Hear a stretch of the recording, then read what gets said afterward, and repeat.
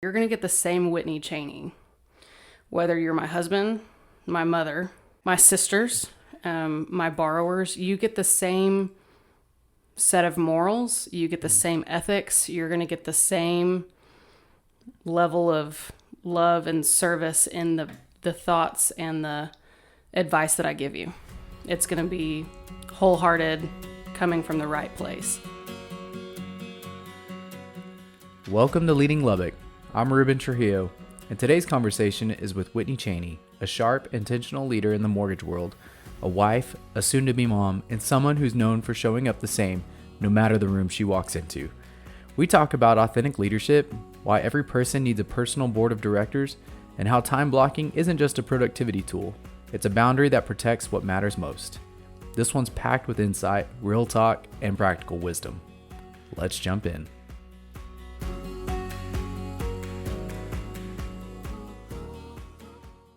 Welcome back to Leading Lubbock. I'm excited today because I get to sit down with somebody I've known in the mortgage world.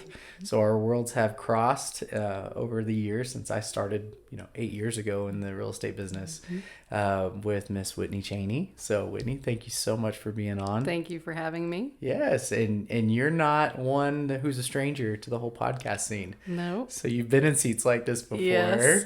I love it. Well, I'm glad that you wanted to be a part of this. Absolutely. Honored. You were easily nominated whenever I asked Audra, who she saw as a leader, and your name was just immediate. So I love that you're having that kind of influence, and I know it. I see it just by who you are, your presence, your personality just shines. So thanks for making that happen, and Absolutely. Thanks for sharing it with us today. Thank you. So alluded to it, but Whitney, you are a loan officer. I am.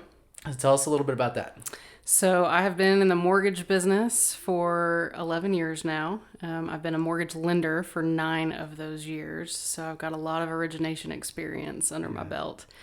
The last 2 have been at Texas Tech Credit Union, which has been really great to kind of quasi-represent my alma mater that way. Mm-hmm. So, but I get to wear the double T. Yes, I get to wear the double T whenever I want for work. The apparel is great. It's great. It's great, but I love it. That's awesome. Okay, and then you're married.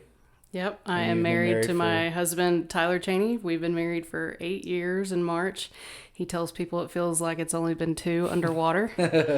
So, it's been a great ride with him. I met him in grad school at Texas Tech, where I learned very quickly if you marry someone from West Texas, you're pretty much required to stay. So. Isn't that crazy? I'm still trying to figure that out. I know. I mean, well, I'm not from West Texas, from Eastern New Mexico. But it was like I came over here and there's just something about it, even if you're not from here, but you're close enough, that it just holds on to you. Yeah, it does. It's like glue. It does. So, yeah. Something. I tell people I don't stay for the scenery. I stay for the people. The Yes. people are the best. Yes. Well, and you get a lot of people in your world, and you're like probably tons of different personalities and situations, and everybody's different when it comes to who walks in your door. Absolutely. So and I get bored very easily. So it's been one of the most rewarding parts about my job is that everybody's story is different. You get to be a small piece of it and really make a difference in what it is that they're doing in their life. So that's been really, really great because every day is completely different. Yeah. I love that about this side of real estate too. On the sell side is I can too get bored easily. I like change. So keep throwing different things at me. And that's the thing about real estate transactions. Yes. And usually it involves the money side. So Absolutely. You're right. We keep you guys on your toes Yes, sometimes, You You do. There's an issue, a little red flag. What does that have to do with? Yeah, what are we doing it's about called that? a lender. Yeah. Well, that's great. And maybe some exciting news on the horizon, or maybe it has been publicized to my knowledge. What's this? What's going on? Brand new as of last week as far as the announcement went, but we are expecting our first child due in November. It's been kind of a wild ride, so I didn't tell you before we started, but we actually found out as we were going through the adoption process. Whoa. And so There may be more than one baby Chaney this year. We will see. Oh my word. Okay. We will see. So Man, we're that's very exciting. excited. Congratulations. Thank you very much. I got a Thanksgiving baby coming. Absolutely. It's so fun. Perfect timing. Things kind of calm down at the end of the year. So Yeah. we're excited about that. Yes. Yeah. I can't imagine like July, August Oh, having yeah. a baby in the real Yeah. estate world. Yeah. Crazy madness. The good thing is you have good support around you, which I'm sure is going to be helpful in that season. But what a fun ride that's going to be, and being able to watch that transpire. Yeah, So, absolutely. It's going to be fun. It's going to be great. Okay, so let's dive into leadership. Let's do it. I'm interested to hear from your perspective what leadership looks like as we dive into like family, as we dive into work, and even people, the clients that you're working with on a regular basis. So I think you're going to have a very interesting perspective I'm really excited to hear about. So what does effective leadership look like to you? And then has that evolved over time? Has it changed any? Absolutely. I think as you mature in your personal life, your career, that will pivot. You know what I mean?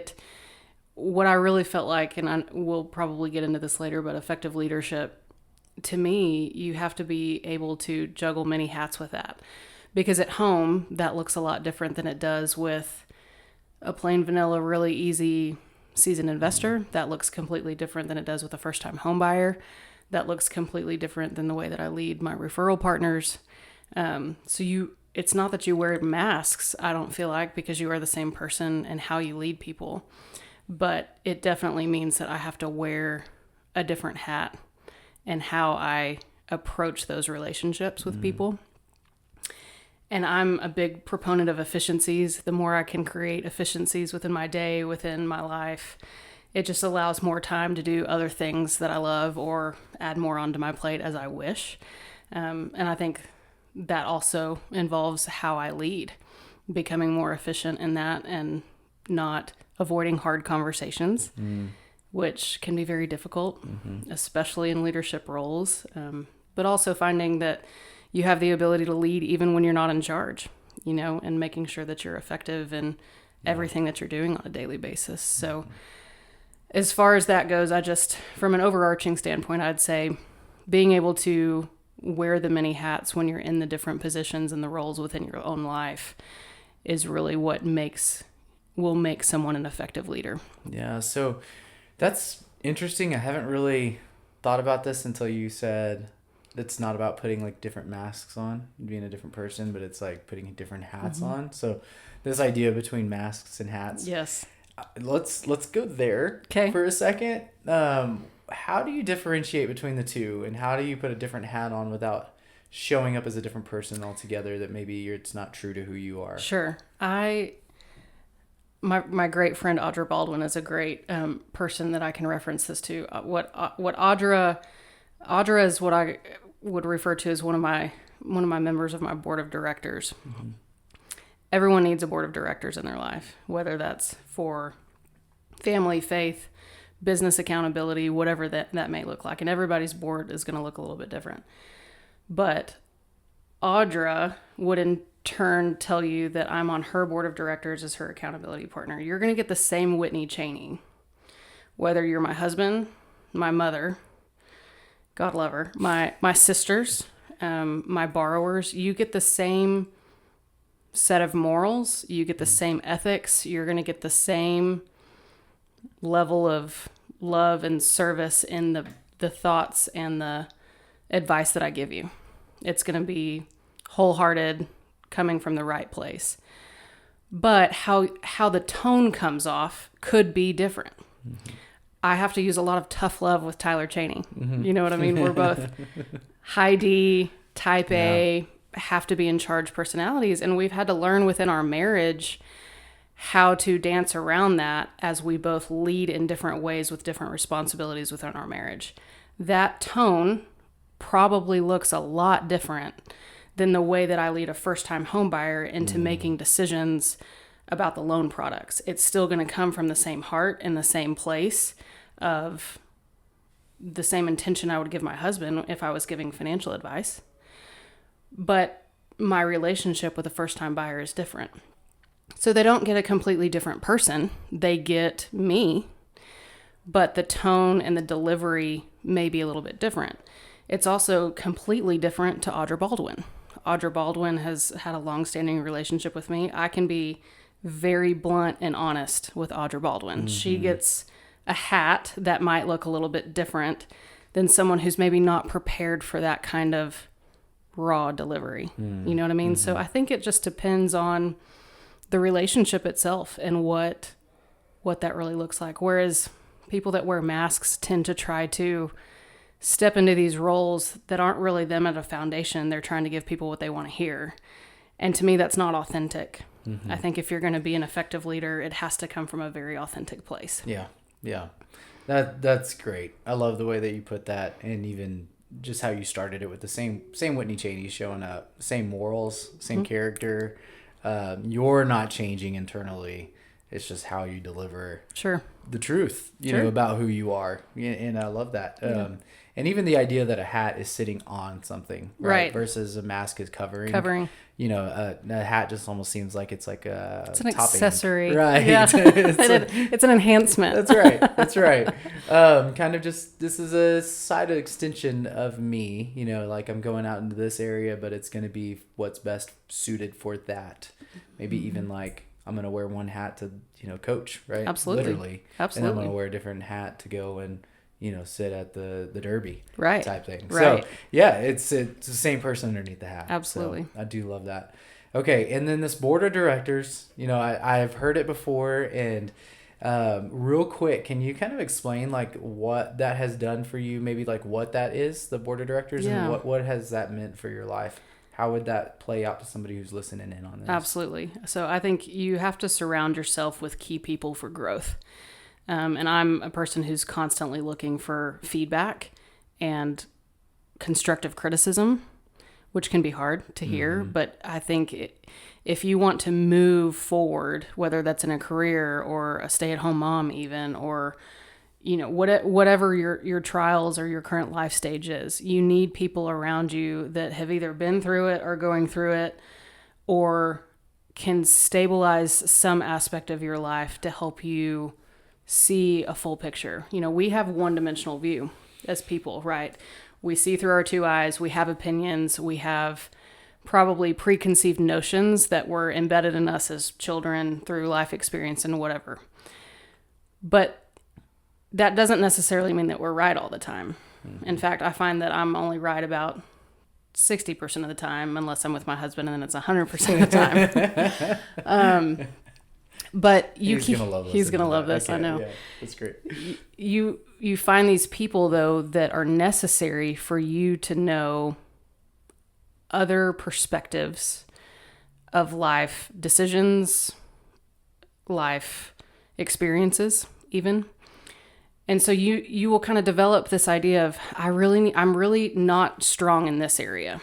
Like for me, I'm on the podcast, so we'll make this about me. I struggle very hard, very deeply with empathy. Okay. If I have not been in your shoes, I struggle making that connection of what can I do for you? That's something that's not just a, hey, pat on the back. I feel for you, man, because that doesn't come across to me as authentic. If I'm on the receiving end of something, I don't want it if it's not authentic. Mm-hmm. So I have someone like Audra who is really great at feeling for people. Larissa Cable, same kind of person. Very, very good at emotional depth. Mm-hmm. Beyond just the high intensity grind that I know how to do really well. Yeah, okay. So keeping people like that, where I'm like, hey, this is the situation I'm in. Help me through this. I need some advice on how to cope with X, Y, or Z, whatever the situation is, where I know that my emotional depth isn't quite as great as maybe theirs mm-hmm. is. Mm-hmm. Likewise, I don't look in the mirror every morning and think, man, Whitney Chaney, she's a really great salesperson. But mortgages sales, like it's the same thing as being a realtor. We are in the sales business. If you'd asked me 15 years ago what I'd be doing with my life, it wouldn't be something that was straight commission. But here we are. Right. So Tyler Chaney is on my board of directors as really like the pump up guy. He's the guy that tells me that I'm a rock star every day. He's the one that tells me you're going to go and you're going to slay because people want you. They don't want a greasy car salesman. They want you, you know? Yeah. So you've got to have those kinds of people where you know you're deficient a little bit that are really, really effective in those areas to constantly remind you of what you need to do to put in the work to be better in those areas. Yeah. So I keep roughly 4 or 5 people in my life, depending on what it is that I need at that point in time, that I know, yes, they're friends, but they know that their roles to me are way more important than that. Mm-hmm. It's people that I know that I can count on for those types of discussions. So one board of about 4 or 5 people that are proficient in different areas that you would go to that like that's maybe your finance person, that's maybe your pump up person, that's maybe your empathy person. Okay. I love that. I think it's great because yes, I think we all know our deficits, right? The weak points in us. And if we don't, we should probably figure that Work out, on right? that. Look in the mirror a little bit.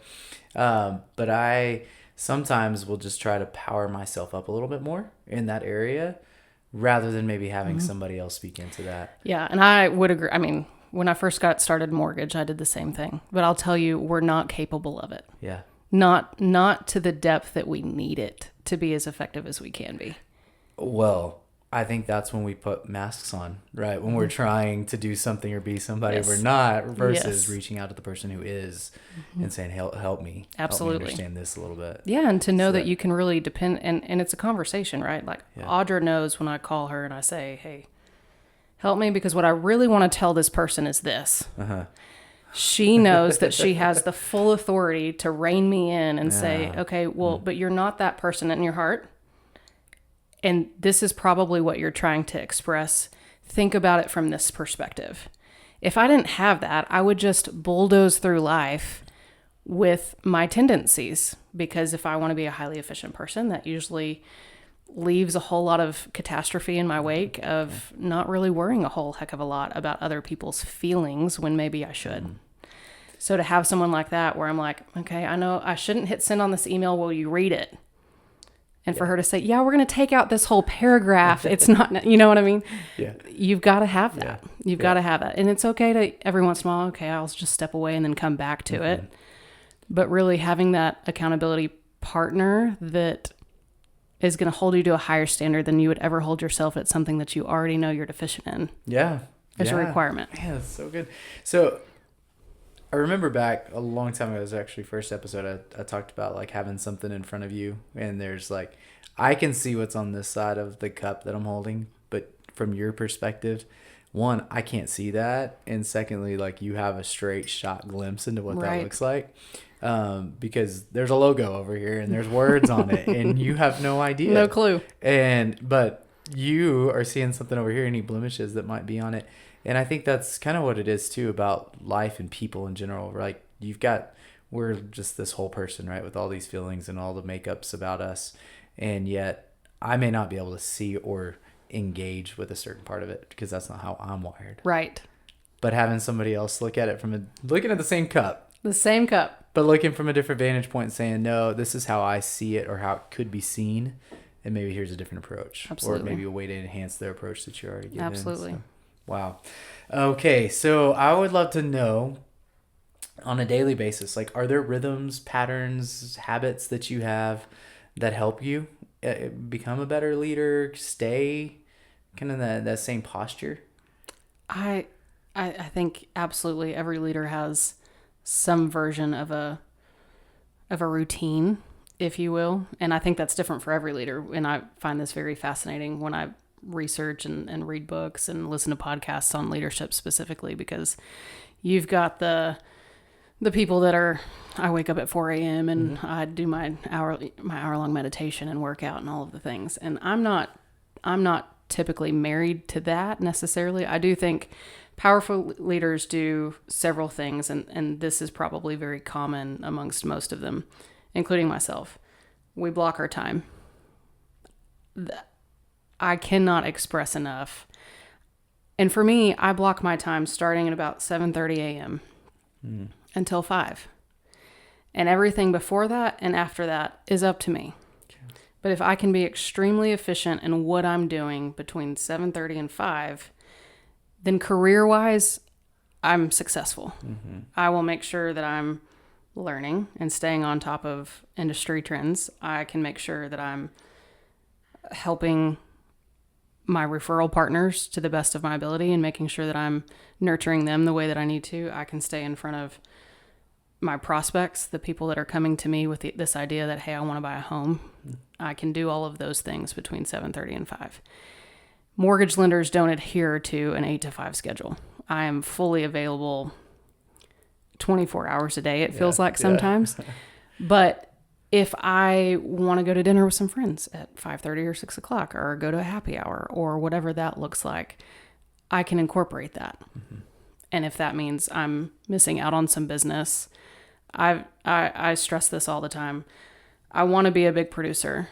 I have no desire to have every loan in Lubbock at all, because for the same reason you would never want to sell every single property that ever wants to be listed in Lubbock, right? There are just other things that are as, if not more important than the volume.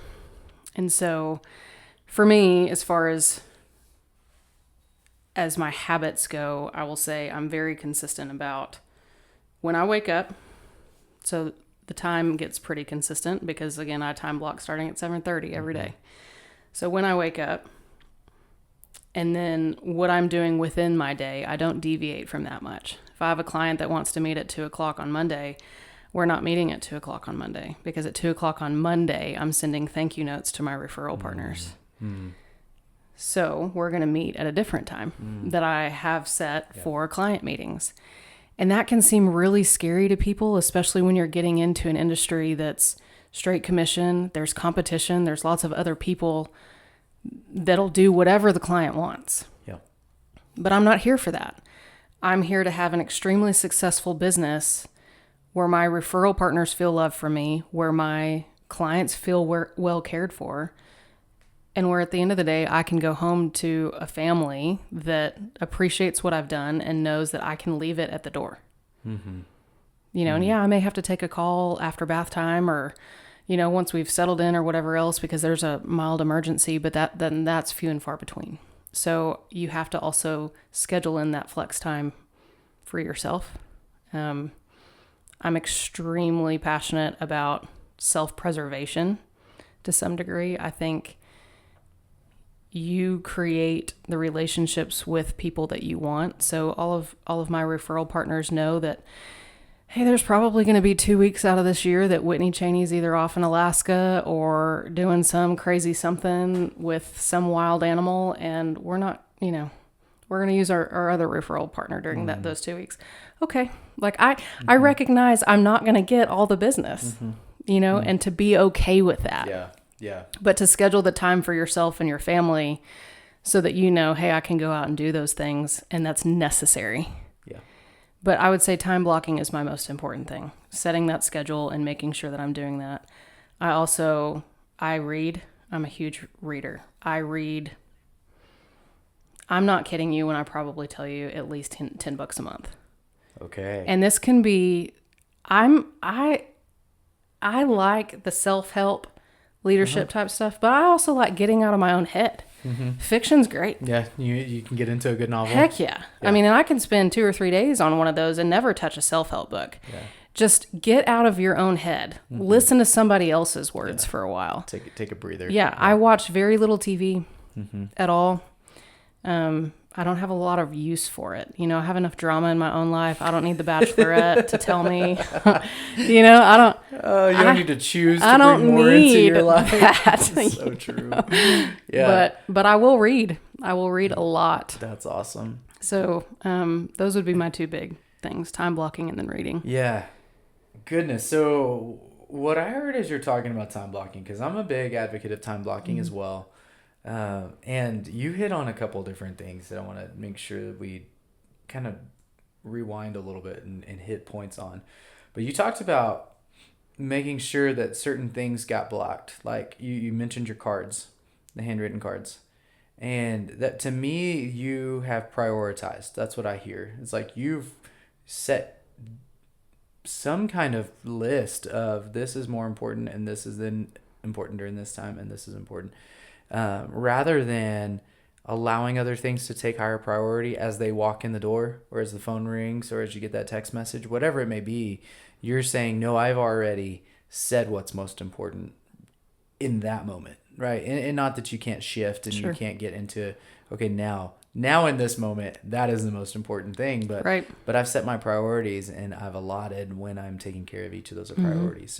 So priority was a word that just like stuck out to me as you were talking. And then you also, I'm in the commission-based world too, as a real estate agent. And back in the day when I was graduating college, I said the one thing I never want to do is sales. And I have never not had a sales job. Like, and it's all straight commission. And it's so hard because it's not even just financially hard. It's self-motivating hard. Sure. There are days that I do not want to go into work. And if I was a W-2 employee, which many people listening to this are, like, you've got to go to work, right? You only have so many sick days. And some days, like, I just desire that so much, you know, just to have somebody say, you got to be here, then have to rely on my self-motivation. But I also know, being in the other seat, you're probably thinking like, man, I love the freedom and flexibility to just stay home right now and not have to answer. And so, I mean, it's just interesting how the grass can always be greener on the other side. And it's just difficult in whatever season you're in. And where I'm going with all of this blabbering is that when you are in a commission-based world, you have priorities. And if you don't hit those priorities, it has major consequences on the financial outcome. Absolutely. And so what I hear about you is like these big swings into work. When you're at work, you're all at work. 100%. And when you play, you're going to Alaska. You're having a great time. You're having fun. Or you're going to happy hour. Or you're just hanging out with friends. Or you're being with your husband. And or reading an enjoyable book. And I love that you have these big swings into the work mode, then into the leisure mode or relationship mode, whatever that may be. So I love it. I could go on time blocking all day too. Absolutely. It's my favorite thing. And you like talked about the importance of time blocking for yourself too. And people don't do that. Like, that's the one thing when you said protecting the 2:00 on a Monday, that is probably mind blowing, you know, to people if they were actually to sit down. I guarantee you there's probably people that will listen to this and cringe at that. Like, what do you mean you're not going to see? Even maybe some of my referral partners who don't know what my blocks look like, but to know, you know, this is important. This is important right now. This is the most important. But, I find with that too, it's about setting proper expectations with people. I will get this to you today before I log off. When we think about this sense of like immediate gratification that people want today, because we have cell phones, we have Apple Watches. I refuse to have one because I'm already way too available as it is. Hide mine as he's hiding his Apple Watch. But we are so accessible. Yeah. So accessible all the time. And if people will just stop and think like, okay, Ruben said, I'll have this by the end of the day. Is that an appropriate amount of time? I've never had anyone say no. Right. And I'll tell them, I may be working a little bit late tonight, but I assure you that this will get done before the end of the day. Okay, if the email comes at 6:00, do you think they're mad? No. No, they're not, because I delivered on my word. Yeah. So I took the hour at 2:30 p.m. to write the notes, because that's what was most important. I got it done for the week. It's the 1 hour that I take during the week to do that. And now I can focus on this. Your family will appreciate it. You will appreciate it. And especially, the time blocking for yourself, everyone will put themselves on the back burner, but that's where burnout lives. Yes. That's where burnout lives. It does. Yeah. And you can't be a high producing anything for a very long period of time unless you just want to be a spark plug in the industry. Yeah. Quick flash bang. Okay, I'm out. Yeah. And it's freeing. Like, there's freedom in the time blocking too. Like, I've talked to people that don't like time blocking because it's restricting, and yet it creates so much more freedom. Oh my gosh, yeah. In life, because you've taken care of what you said you were going to take care of, and now you get to move on to the next thing. And even the relaxation of reading or just thinking time blocks are freeing. Right. And like, it's okay to do this right now, to check out, because there's not a time block there, or the time block says check out, right? Well, and yeah, you think about that. Like if you're sitting at a kid's baseball game, you're all in. Yeah. You're all in, and they see that. And that's nobody's gonna care 10 years from now how much volume Whitney Chaney did in 2025. I was gonna say just pick a year. Yeah. That's not going to matter. Yeah. That's not going to matter to anyone. There's no accolades for that. I mean, there's not. So it doesn't matter. You know, is it about the money? I mean, it could be. People are motivated by different things. But I'm motivated by a well-roundedness. Yeah. You know, to be as successful as possible, as influential as possible, while maintaining my sanity. Yeah. Okay. That's so good. All right. So has there been a pivotal moment in your life or career that's really shaped who you are, how you've grown? Wow. I read this question in advance and I was like, well, we could go the personal route, or we could go the career route, or we could. There's so many different ones to pick from. I think probably the biggest one, you know, when I started in the mortgage industry, I was just a processor. I don't want to say I'm just a processor. So I've discovered now, originating for 9 years, every role within the mortgage process, there's something like 25 hands that touch a loan before it actually gets sold to an investor. But really the only people that realtors worry about are people like me, you know, who's the person I call. But there are 25 different hands that are extremely important in getting that loan completed.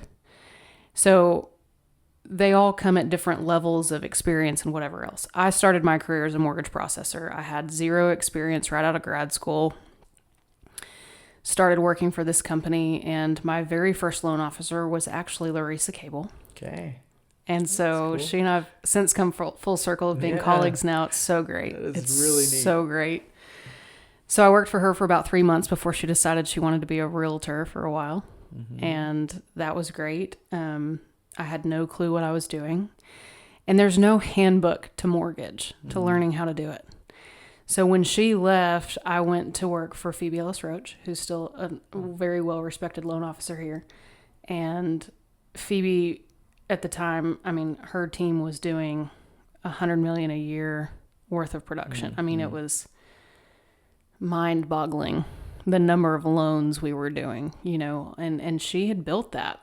And that was probably the best thing that ever happened for me, because I got probably decades worth of experience, if we're being honest, in the time that I worked for her. So I worked for her as a processor for a little while longer, and then was promoted to an assistant loan officer, where I was basically a junior loan officer. I mean, I originated the loans underneath her, did that for a little while, and then was a loan officer on her team. I don't know if I ever would have left. You know, and she and I ended up parting ways, and I was very nervous about that parting. Yeah.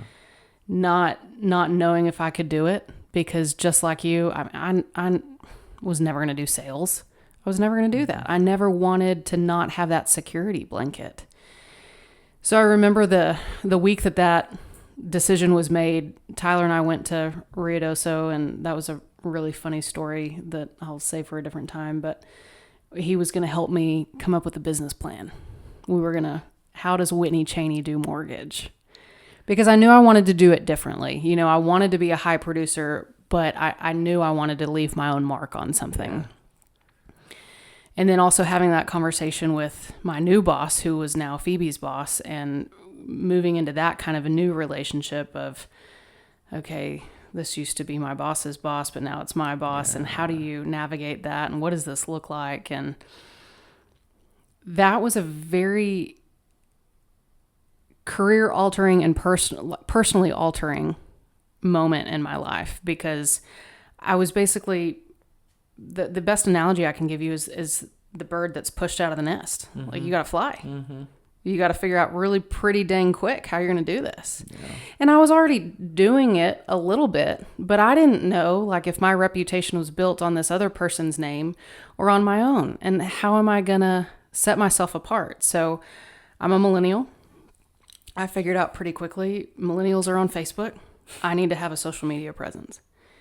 And I've been decently consistent with that. It started with that really for me. If we could get past all the compliance mumbo jumbo of all the regulations that mortgage people have to abide by for Uncle Sam, then we're going to put content out there to make a 20-something-year-old believable. So Mr. and Mrs. Realtor, I know you've been in the business for 20 years, but this is why you should use me, because this is me proving to you I know what I'm doing. Yeah. So finding creative ways to become a leader in the industry, even though I was young, and proving to people that I know what I'm talking about. I know I can do this. Let me do this for you. Who's your favorite lender? Tell me what you love about their process. It's a very humbling experience to start from ground zero, not really on your own terms, and say, I'm going to have to figure this out. I have to learn how to do this. Yeah. And that shaped me in multiple ways, personally and professionally, just to learn that you don't get to be in control 100% of the time. You're not. And honestly, then too, God's got you all the time. Yeah, you're overcoming fear in the middle of that too. I mean, just the limiting beliefs that come with that, imposter syndrome. I mean, just so much probably coming at you from different, watching other lenders, dominating. And yeah, and then comparison creeps in. And I'm sure there's just lots of different things. And I'm not even like saying that was your story. I'm almost like just putting my story, like fill in the blank on this is what my life looked like in comparison to that. Like I get it. And I think many of us have been there in different walks of like, you're just pushed out there, right? Yeah. And into that spot. And some of that doesn't ever go away. I battle with imposter syndrome every day. And I've been doing this on my own for 6 years now without any other support at all. There are days that I'm like, someone's gonna walk in and just say, "Oh, you're just kidding, right? Yeah. Like this isn't real." Yeah. And I'll have to be like, "Okay, yeah. Right. You figured me out. You got me." Yeah. So I think the good leaders have some form of humbleness that comes from whatever their breakout story was that created who they are. Yeah. And because I find very little authenticity in the leaders that are like, "Oh no, I'm awesome. There's nothing wrong with me. Like I'm great." Like no one believes that. No one believes me that at all. The best leaders I know usually come from the most humble places. Yeah. That's been my experience too. And you're right. Those humble places usually have to do with like, if you listen long enough to their story, it's like, oh, that makes sense why you lead that way or why you respond that way. Because I think we all have those those moments that were catalysts for us. And then that's almost how the lens that we now view much of the world through. Absolutely. Okay. How about a lesson that you've learned that maybe you would have wished you learned earlier on? Okay, this is a pretty good one. This taught me, I learned this about, I'm going to say halfway through my career so far. I've got a really great friend who's a competitor. Her name's Leanna Harris, and she's over at Alliance Credit Union. One of my favorite competitors in town. But it didn't start out that way. So back in the day when she was growing up under another loan officer named Jeff Sicking, who's in the Decatur area, and I was growing up under Phoebe, we butt heads pretty badly. And I had a very narrow opinion of her. And to the point where I made it known to our leadership team in a way that probably wasn't appropriate. And I got my wrist slapped for it.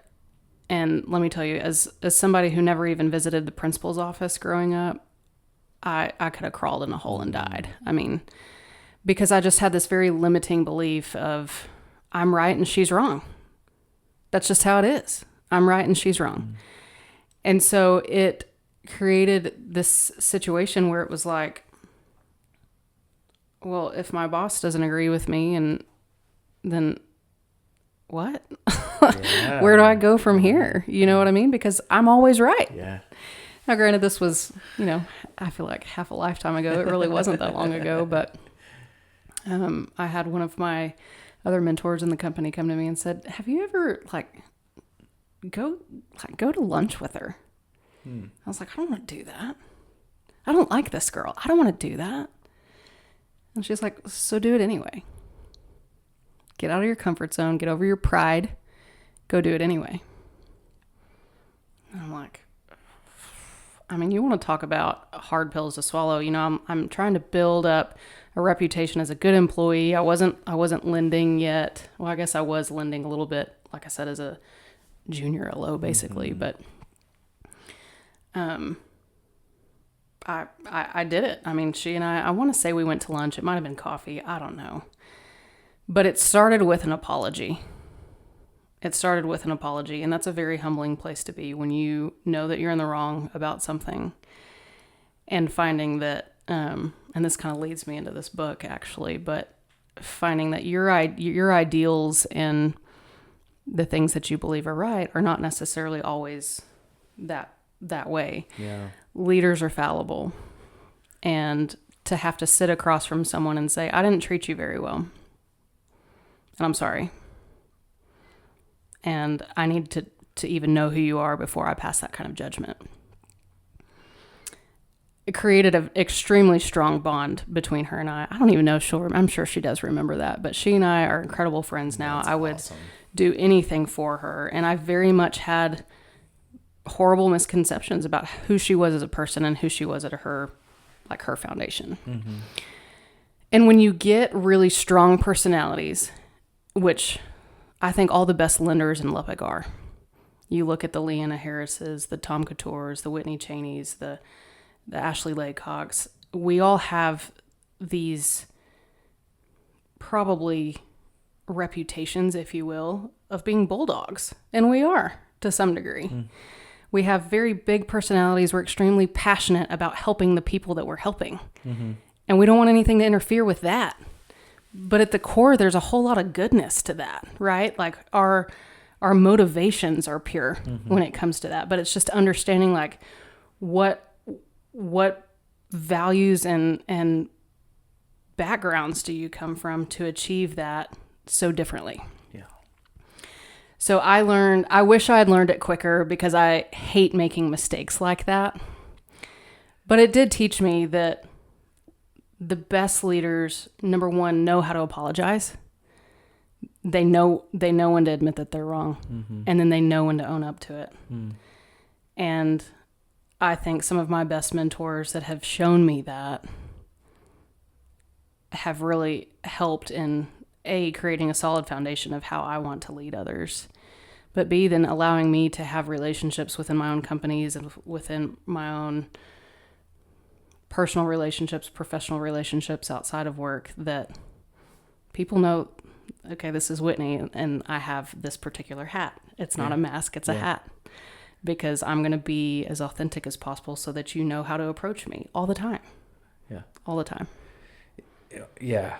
I think that you also showed what it looks like to be teachable as well. And probably maybe helped with the board of directors, right? Probably launched that. Yeah, like you basically talked about somebody whose strength was approaching in a different way and saying, why don't you go to lunch with them to get to know them, right? There's probably a much different perspective than what you had at the time.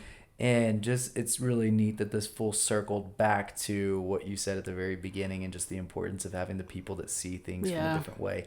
And not only that, but to say, okay, I'm going to take that. Yeah. And I'm going to run with that idea versus, no, you're wrong. Yeah. Like, I still hear you, but you're wrong. Right. You went down that road and it worked out really well for you, and you created the bond. And I think that's where bonds are created too, in the thick of it. Like sometimes whenever you go through something like a trial, even if it's a one-sided trial, she didn't really know what was going on the other side, you still have like created a depth and a connection there. And I've seen that time and time again. You know, I think conflict is healthy. So my gosh. So good to have. Yes, it's necessary. Yeah. It's necessary. And it creates, even in marriage, when you do it well and you do it right, you know, resolution on the other end of it, that you are closer together. Yeah. So I want to hear how that question did tie into the book, and we can go there because I'm excited to hear. I love that. The book that you talked about, which you chose, was Extreme Ownership. Yep. And subtitle on it is How U.S. Navy SEALs lead and win. So Yes. what about this book resonates with you? Why was it one that was your standout? So I feel like I have a very extreme personality in saying that I tend to focus all in on whatever it is that I'm doing. And so because of that, I tend to need leadership in my own life that's very direct. So people that beat around the bush or give me a lot of fluff, I don't have a lot of use for that. Mm-hmm. So I tend to gravitate towards books like this that are just very blunt, to the point, and this is what you need to know, and this is what you learn from it. So Jocko Willink and Leif Babin are both Navy SEALs. They would tell you they're never ex-Navy SEALs, they're Navy SEALs. But they were part of, I believe, SEAL Team 6 that went in the whole thing. I mean, the story is in here, and he talks about leading his team and finding ways to humble himself in situations that didn't go the way that they needed to. And it was very eye-opening to me because I feel like it's something I'd been trying to convey to my leadership, but then also to people that I find myself leading in whatever the daily situation is. And he basically breaks it down throughout this whole book into an example of, it doesn't matter who you want to point the finger at if something goes wrong. If you are the leader, even if you delegated, it is your responsibility. You are responsible whether you delegated to someone else or you are going to do it yourself, or whatever that looks like. And creating that sense of ownership to your team when things don't go the way that they're supposed to is what will keep you out of catastrophe. Because you create resentment. When there's so much confusion, especially you think about wartime, we're obviously not, I'm not even going to try to play that as an analogy to real estate, but there are lots of things that can go wrong in a real estate transaction. Yeah. And it would be really easy for me to say, Ruben, well, the borrower didn't do this, and we thought X, Y, and Z, and this, I mean, I'm sorry, man, we're going to maybe, I don't know, we're going to try to figure it out. I'll call you here in a couple of days, or maybe I'm just going to keep declining your calls, and I'll let you know when I have some great epiphany. Like, it would be really easy to do that. But what I have found is that the easier thing is to call you and say, Ruben, I have a problem. This is what I thought. This is not what's actually happening. I think I have 2 or 3 options here. This is what this looks like. I'm going to call the borrower. I know the borrower is about to call you, but I want you and I to be on the same page. Here's the plan. But I messed up. Yeah. I think you would probably be way more respectful of that version of a leader versus someone who's like, I don't know, man, I didn't do this, but I'll try to fix it. Yeah. You know what I mean? And you can identify that, I think, quicker than people think. Sure. Right? They can sniff. Sure. And really smell what's really going on. Sure. It's not always that it's like, yeah, I'm going to take that, and that's got to be true. You find that too, though, within your own organization. So, running this brokerage, me at the credit union, you cling on to those leaders and that leadership style of people that are just honest with you. It's not that you have to be included in every single decision as a subordinate, but you want to know that leadership's got your back. Right. So this book, I feel like, really dials into owning that kind of responsibility, whether you're the guy in charge or just the guy assigned a task. Did you do it? Was the outcome what it was supposed to be? And if it wasn't, who do you owe the explanation to? Because there's always an explanation. There's a report completed at the end of every mission, whether it was successful or not. Yeah. The same thing with life. You owe an explanation to the people that depend on you. Good, bad, or indifferent. Right. Yeah. So I really love this because it's very direct in that manner. And he gives a lot of his own, well, both of them, their real world examples on how they learned this, because, and now they teach leadership style within the U.S. Armed Forces this way. And they basically developed it. Yeah. The form of ownership that you need in combat wasn't taught prior to Iraq, Afghanistan. Yeah. So it's a great book. It seems like it. And I can just, I've not read it. It's a book that's been recommended to me a couple times now. So it's probably time that I pick this up. But to me, it just is even thinking of, like, even if it's not my own fault, to take ownership of that and of the situation and what I had to do with it. Sure. Even if it was like, man, even if I did something different, it might have still fallen through the cracks, but I could have communicated quicker, Right. or I could have followed up sooner, or, and I think a lot of times we pull ourselves so much out of the equation that the finger pointing is so easy, but that we can and probably did have even a fraction of ownership and responsibility in that. Sure. And so, like, it doesn't have to be the whole big thing that fell down on you. Right. But you played a part in it Right. somewhere. Right. So, yeah. Okay. Well, this has been awesome. I've enjoyed getting to sit down and talk with you. I knew that I would love your perspective, and you did not disappoint. I'm so glad. Thank you. I like to conclude with one question, which Okay. is, if you could define leadership in one sentence. I've had some people even doing it in a word, but one sentence, what would that definition be? Let me do it in a word. Okay. Leadership is adaptability. Okay. That is great. So I do want you to expand Okay. a little bit, and then, yeah, what do you mean by adaptability, and how does that show up as equal to leadership? It's the ability to give the situation and the people in it exactly what they need. It almost refers back to the hat situation. But being able to read a situation quickly, analyze it, and plan on how we move forward. If you're a natural leader, you find yourself in this role, regardless of, like I said, whether or not you're actually in charge of whatever's going on. And people will look to you to do those things. And knowing how to do that, if you're in a situation with your kid comes home from school and something happened, bullying, whatever it is, you have other children that are watching how you react to that. What is the lesson at the dinner table? And those are split-second decisions. Yeah. You have to adapt in a moment to go from really ticked off dad to, well, punch him back Life to, lesson. Right, okay, well, maybe right. the real lesson is, and to know how to convey that in a way that the people that are listening to you can understand. Mm-hmm. Because how you and I converse might be different from someone who's highly emotional receives information.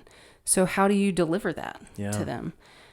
So the adaptability to know how to move forward in a unique number of circumstances in the right way. Yeah. And it's a big burden to bear as a leader. It is. It is. Yeah. Because I don't think, that there's that whole debate, are leaders born or are they made? I'd be curious to know what your thoughts are on that. Oh boy. My thoughts, because I've not really dove into this debate before, but I would say that the leaders are made through the experiences and how they've overcome those in their lives. I'd agree with you on that. Okay. I don't think leadership is a natural born state at all. I think you have to be put through trials to understand how to do that. And there are people that have natural tendencies towards that, but that doesn't make them good at it. Correct. I know lots of people in leadership positions that probably shouldn't be there. It's a role. Yeah. Yeah. And it's like the difference between leadership and management. Right. Those are two very different things. That's right. Yeah. Very different things. I think that they're made because they're adaptable. Yes, that's great. And I mean, you can even take the word adaptability and then look into that. That means you have to see multiple perspectives. Mm-hmm. To even know how to adapt. You have to be self-aware of where you're currently sitting in order to know where you need to adapt to. Mm-hmm. So it's like spatial awareness, it's emotional awareness, it's even problem-solving abilities. Like, there's just so much to unpack in that word that I love that you chose that, because I think, every leader really has that I was even coming on the show has had so much of this in different language. Absolutely. You could put different words into this, but it's like, adaptability that hits it so well. So, well, thank you, Whitney. Yes, I thank appreciate you. our time together Absolutely. today. This Thanks has for been having fun. I'm excited to see just how your business continues to take off and the people that you influence, and it's been encouraging to even think like, okay, I got to go find myself a board of directors. Yep. I've got some people in my pocket, but man, I really want to solidify that. So Absolutely. there's good stuff, and I think lessons that people can take out of this and practically go time block, practically go get the board of directors, practically figure out how do I become more adaptable. So thank you for sharing the wisdom and the nuggets today, and just look forward to connecting with you again. Thanks for having me.